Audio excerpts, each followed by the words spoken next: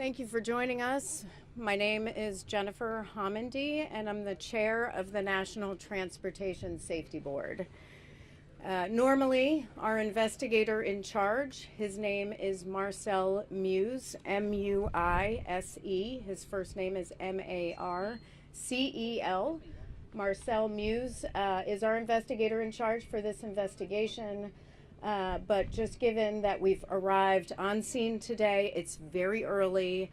I've asked that he remain at the command post to continue what he is doing so that I can brief you on what we're doing so far. Also with me is one of our newest board members. This is Alvin Brown, and this is his training launch. So the NTSB arrived on scene at 6 a.m. To investigate an accident involving a Singapore registered vessel with the name Dali, D-A-L-I, which made contact with the Francis Scott Key Bridge in Baltimore, Maryland at around 1:30 a.m. this morning. The vessel is 985 feet long. It's a 95,000 gross ton container ship. I've seen information about crew members on board. We still need to verify the numbers of crew on board and their status. Under our Memorandum of Understanding with the Coast Guard, the NTSB is leading this investigation. The Coast Guard will support this investigation. Our Memorandum of Understanding, for example, provides for when an accident involves another mode of transportation and other factors, the NTSB will lead that investigation. Now, I want to thank the U.S. Coast Guard. We have a very cooperative relationship with the U.S. Coast Guard. I particularly want to thank Deputy Commandant for Operations, Vice Admiral Gautier. I want to thank Admiral Gilbreth, who's commander of the 5th Coast Guard District, and Captain O'Connell, who's the sector commander. Before I go on behalf of the NTSB, I want to extend our deepest sympathies to those who have been affected by this significant event. The NTSB, as I mentioned, does many significant transportation events, not just aviation. We do accidents and incidents in marine safety as well, and of course with bridges and other highway infrastructure. And for this, there were many that were affected by this collapse, and our deepest sympathies go out to the families, loved ones, and others who have been affected. I'm going to get questions on fatalities and injuries, which I'm not going to answer. That is not something that the NTSB answers. I will refer you to local authorities on all of that information. What I can tell you is a search and rescue is still underway. So we are very hopeful, and again, our thoughts are with the families and their loved ones. Again, we got here at 6 a.m. And we are standing back to allow the Coast Guard and search and rescue to continue their search and rescue operations while we gather information from the command post. There is a lot of information that we can begin to collect. We have a team of 24 on scene, including Member Brown and me. The team of experts include experts in nautical operations, and what they're going to look at and begin to collect is information on vessel operations, safety history, safety record. They'll look at the owner, they'll look at the operator, and they'll look at the operations this day. Today, they will also look at company policy, any sort of safety management system or safety management program will be looked at by them, and our human performance team as well. We have a human performance expert here. We have an engineering team. We have survival factors, and then we have a team here that is getting the recorders. We also have a highway safety team, our team out of the Office of Highway Safety, including structural engineers, bridge experts who will be here and are continuing to come in. We have a few here, and one or two others are coming in the next few hours.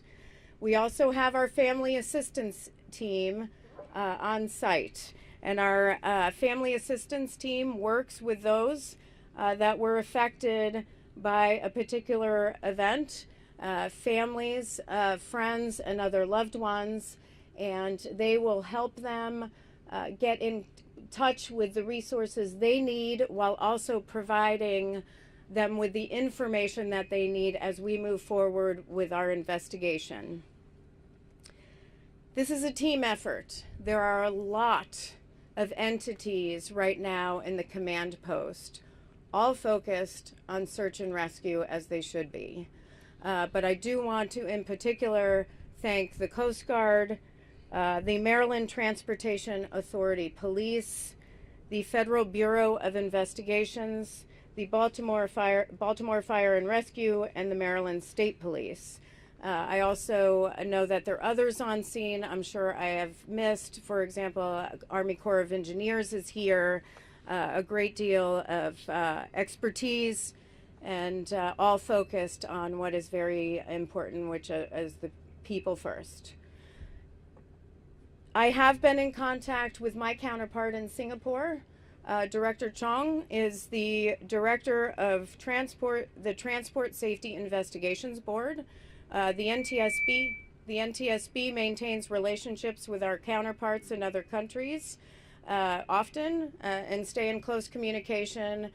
So the director and I have been in communication many times before on safety, so it was a good conversation. He is sending some personnel here tomorrow. Also, personnel will be arriving from the Maritime and Port Authority of Singapore, who has the focus of being the regulator in Singapore. Now, it's not a lot of information that I can share at this time, and I know there's a lot of information that seems to be circulating. The NTSB doesn't speculate. We provide facts. And so there isn't a lot we can share right now because the focus has been on the people. However, if you know me, I like to provide information as we can when we are able to verify those facts and be open about that. Transparency is one of our mandates, one of our core values. So please monitor ntsb.gov and X, where we will post when we are having another media briefing. We do have an organizational meeting tonight at 5 o'clock, which I mentioned, to determine where we want to go next on the investigation. But there's a lot of information we need to gather between now and then in the days and weeks that follow. So with that, I am going to take questions. I will call on you. Please state your name and your affiliation. We'll start with Tom and then go over here. Thank you, Chair Helmundy. Tom Costello with NBC News. You spoke of one of the teams within this NTSB structure looking for specifically the recorders on board the ship. Can you speak to what type of recorders may be on board the ship, and what do you hope that what information might they provide? Yeah, at this time, I will have more information about the recorders tomorrow. We chose not to board the vessel today to allow some time for the search and recovery, which we did not want to interfere with. That is the first and foremost. We do have some information, but we need to verify that information first before I provide that information, before I verify it. So we'll have that information tomorrow, or maybe later tonight if you want to check with me. Thank you. Yes. Sabina with ABC News. How long will the search go on for today? The search is, it's a question on how long the search will go on today. The NTSB is not in charge of the search and rescue operation. That is the U.S. Coast Guard, so I would refer you to the Coast Guard for that information. Yep. Hi there, Nicole Skangas, CBS News. Were the types of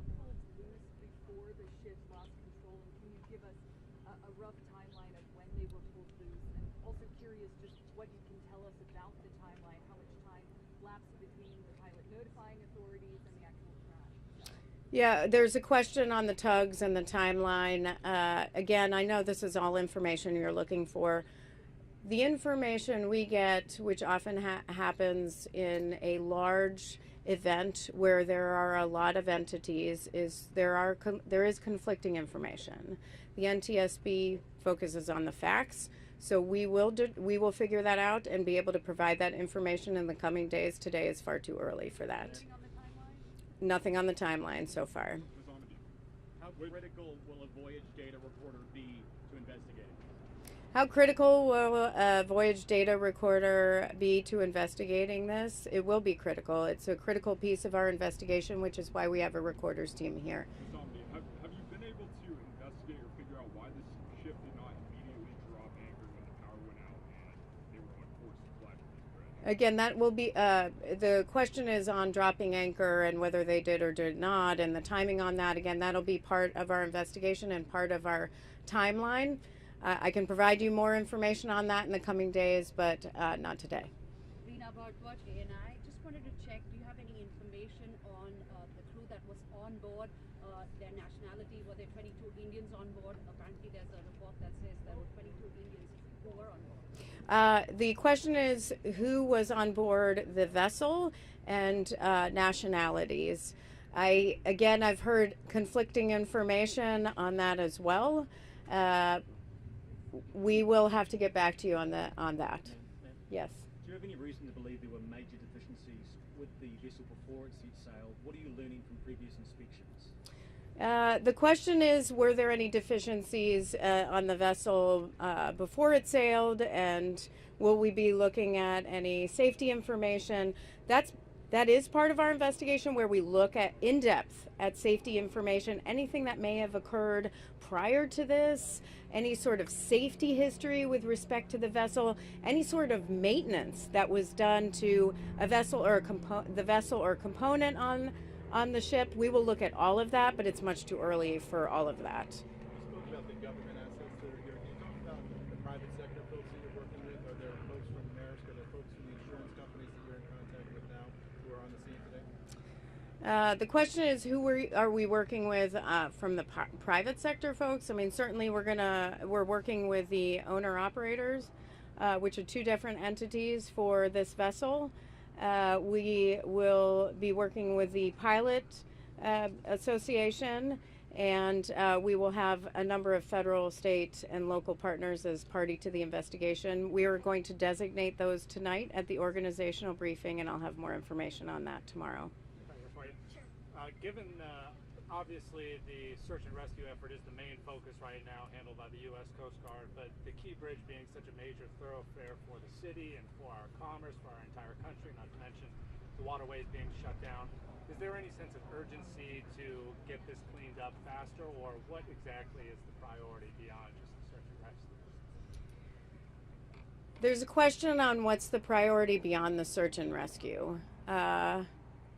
We don't, certainly investigations are a priority. Certainly environmental considerations are a priority, and so is traffic and getting, cargo vessels in and out of the port of Baltimore. It's not the NTSB's priority. We have a number of organizations, including the Department of Transportation, Maryland Department of Transportation, the governor, that's doing a lot of work on that.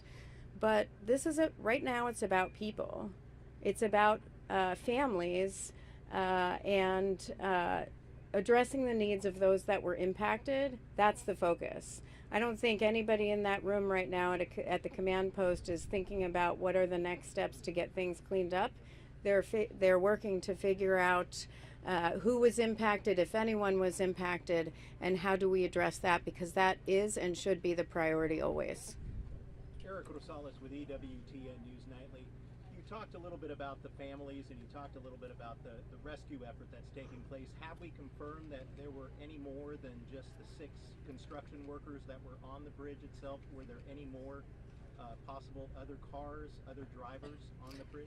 So there's a lot of information. The question is on have we been able to confirm information on the number of cars on the bridge, the number of workers on the bridge?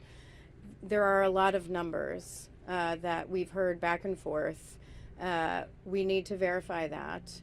The search team is doing that now. That's not for the NTSB, that is for the local authorities, Maryland State Police, and the Maryland Transportation Authority, as well as their federal partners through the Coast Guard, to be able to verify that information in particular. Right now, there could be other victims than just the 6 that you're searching. There are, nobody is going by a number. They are just looking and they're searching. Chair, That's what's important. Chair, Chair, were Yeah. there any kind of structural protections on this bridge? And can you tell us anything about how it was built? I've been hearing about dolphins, which are concrete, ways to stop a collapse like this. Can you tell us anything about the structure and what was there? Yeah, the structure of the bridge, there's some questions about the structure of the bridge, protective structure around the bridge or around the piers to make sure there isn't a collapse. We are aware of what a structure should have. Part of our investigation will be how was this bridge constructed? It will look at the structure itself. Should there be any sort of safety improvements? All that will be part of our investigation. We go very broad in our investigation.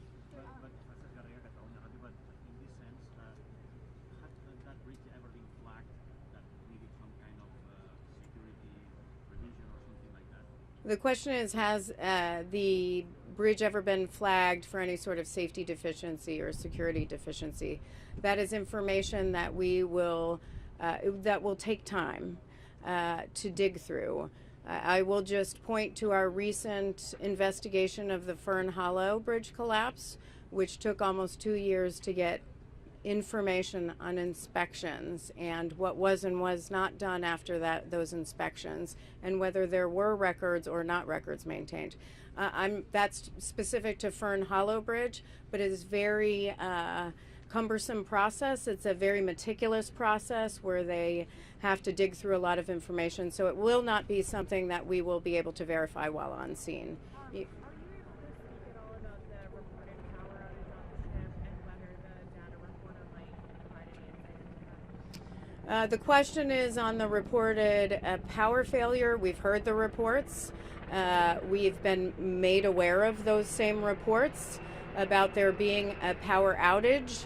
I've also seen statements, media releases from Singapore as well. It's something that we take in, but something that we have to verify through our investigation that was what was part of the contributing cause here.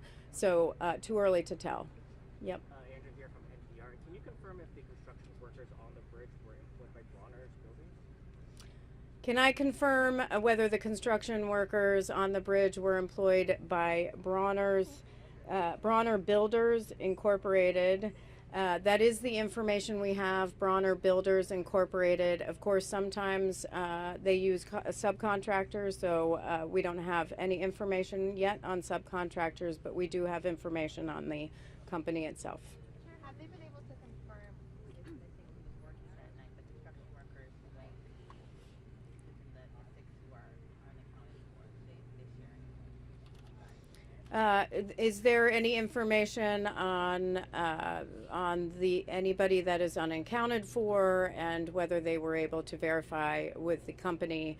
That is something that the federal officials, the FBI, along with the Coast Guard, will verify, not the NTSB. Sure. The automation word that, of course, there were the construction workers, but one of the people was a state inspector. Can you share any word if you know about that, and that was the person that was rescued and taken to the hospital? The question is about a state inspector. I don't have information on the state inspector at this point. We are very focused on getting our investigative groups up and running. Again, let the search and rescue team do what they need to do to focus on the people, and then we are gathering information from the owner of the ship, of the vessel, and then the operator and others for this time. Again, that was my last question. For further information, And I know it's not a lot of information for the first day, but we just got here, and really the focus is on the families and the people. That is our main focus. That is everyone's main focus right now. The rest can wait. So please monitor ntsb.gov and our Twitter feed for the next briefing. Thank you. Ma'am, will Secretary Buttigieg